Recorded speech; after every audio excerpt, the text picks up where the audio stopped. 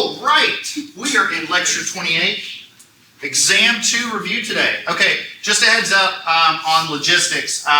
Homework 6.1 and 6.2 are still being graded.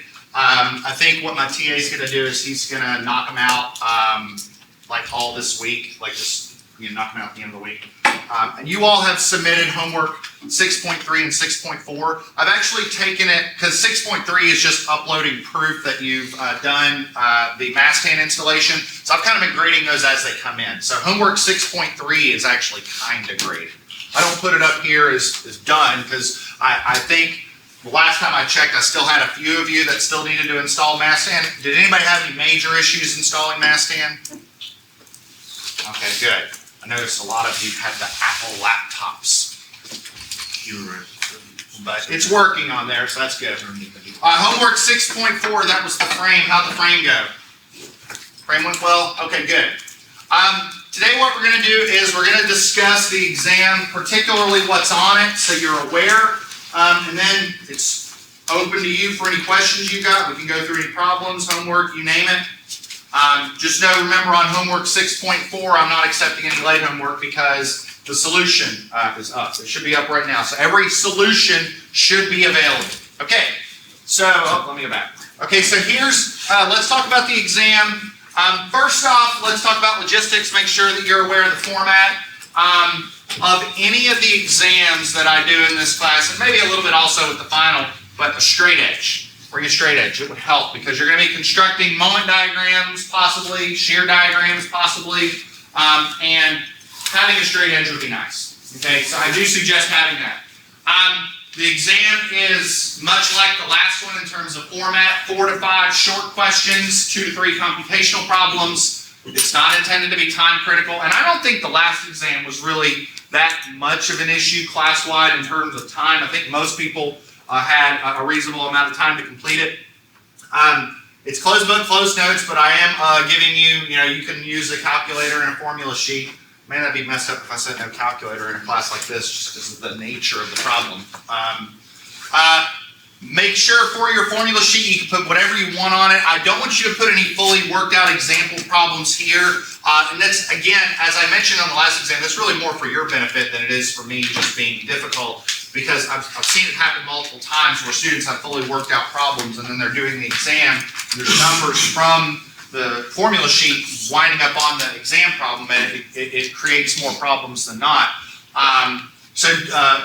The only other thing, stipulation I have for the formula sheet is that it needs to be prepared by you. I don't mind if you use an image or a snapshot here and there from the slides, but I want you to put some effort into making it yourself. Don't just snapshot slides and hit print. Let's talk about the topics. If the last exam, the star of the show is trusses, the star of the show on this one are beams and frames.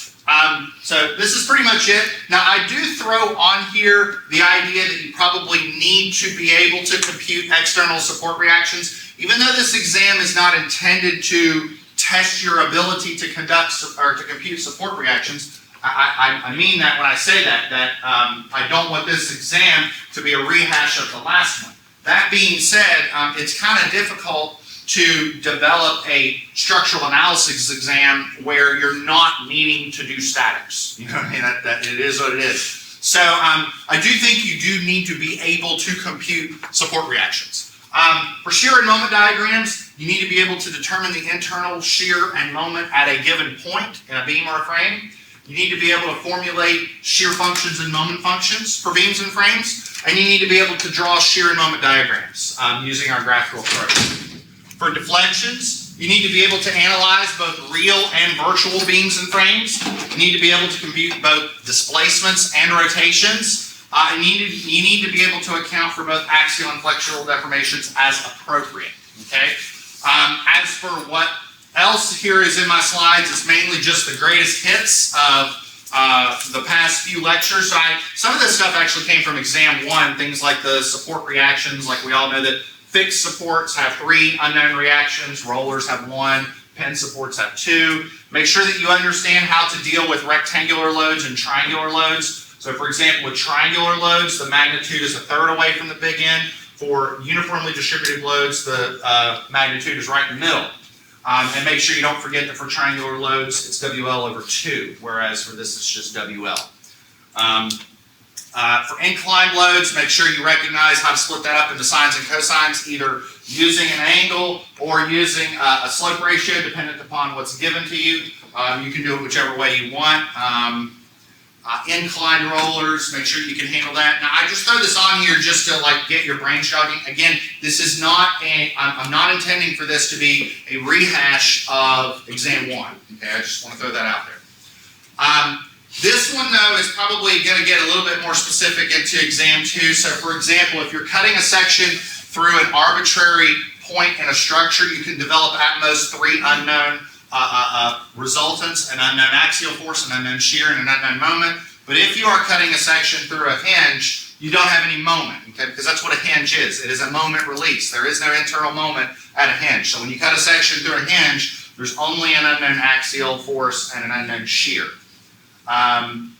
The relationship between loads, shears, and moments states that if you have let's say the moment, you take the derivative of that, you get the shear, you take the derivative of shear, you get the load. And then on the flip side, if you have the load and you integrate it, you get the shear, you have the shear, you integrate that, you get the moment. We weren't really using the differential relationship all that directly, because what we're really doing is using that derivative integral relationship to develop a graphical approach. And the graphical approach is what we spent most of our time on. The idea is that if you're drawing the shear diagrams, you start out by drawing the shear diagram. At any given point, the slope of the shear diagram is equal to whatever load is on the beam at that point. And the change in shear between any 2 points is equal to how much load is between those points. And then we use the same relationship for shears and moments, that the slope of the moment diagram is equal to whatever the shear is at that point, and the change in moment is equal to the area of under the shear diagram. Virtual work was the focus of our last few lectures, and so this is sort of like, if there's any one slide where I would say you probably want to put everything that's on this slide on your formula sheet, it'd probably be this one, because we used all of this. So we have our real structure and our virtual structure, and from that we will derive a set of real moment functions and virtual moment functions, and then sum up the integrals over EI to sum up this stored energy inside the system to compute our deflections. E is the Young's modulus, I is the moment of inertia. In typical USCS units, we're taking moments in foot kips, E in KSI, and I in inches to the fourth, which leaves a units related issue that we need to solve. So for deflections, we can multiply by a conversion factor of 1728. For rotations, we can multiply by a conversion factor of 144, and then times 180 over pi if we want to get our answer in degrees.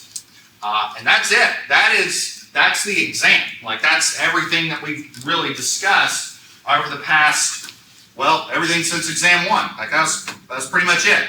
I am pretty much done with my prepared notes, but I have a feeling you all might have questions about what's on the exam. The floor is yours. Anybody have any questions? Anybody feeling nervous about this exam? All right, here's one thing I'll tell you. One thing that I do is I don't want the exam to be a race to do art. So it's one thing I would expect is that if you have to draw, let's say, a shear diagram or a moment diagram, I will probably provide space for you to do that, and even like some guidelines to make that part easy, because it doesn't need to be an art race, as it were. But again, I think a straight edge would make life a little easier. Okay, so it's just something worth mentioning. Straight edge, maybe a scale. Scale's probably not all that necessary, but something that has a straight edge. And everybody here has a straight edge, because here's my phone, here's this, and that's a straight edge. So everybody's got a straight edge. So you've got one. That was my Marshall ID, by the way. So everybody has one. All right. Any questions? Yes? For like axial and flexural deflections, it takes a while to do them. So I know. Are we gonna have to solve like a whole thing now? That's a fair question. My answer to that is that I would expect more pieces of individual problems, And I would also make sure that everybody's aware, I did the exam in about 15 minutes. So if I can do the exam in 15 minutes, I know you can do the exam in 55, okay? I think when you actually see the exam and see what all it is you need to do, you'll go, oh, well, if that makes any sense. Now, the other thing I'll say is, if you do understand like how to do homework 6.2 or how to do homework 6.4, you'll understand everything that you need to know on the exam. I know those homeworks were long, I get it. And so the direct answer to your question is, no, you're not gonna have to do a problem that long. That won't be an issue. That doesn't mean you don't need to understand how to do that problem. So. You'll see what I'm.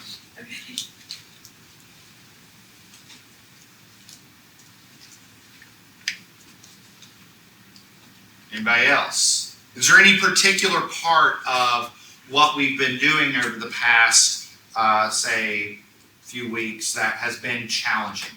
Maybe either on the shear and moment diagram side or the beam and frame deflection side. Was there anything that tripped you up? Anything that was like, man, I didn't understand that?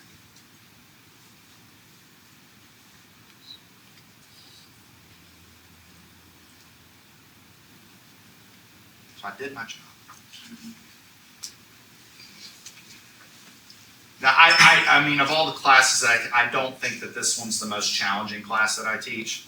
I think deformables, that's the tough one I teach. If there's any class I teach that's tough, it's deformables. That's probably the hardest one I teach. It's not this one.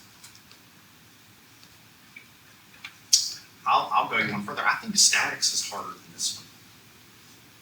All the IJK stuff, all the dots and cross products. Anybody think that this is harder than statics? I'm just curious. Really? Interesting. I would have thought like exam 2 in my statics class, that's a tough one. That's probably the toughest exam in that class.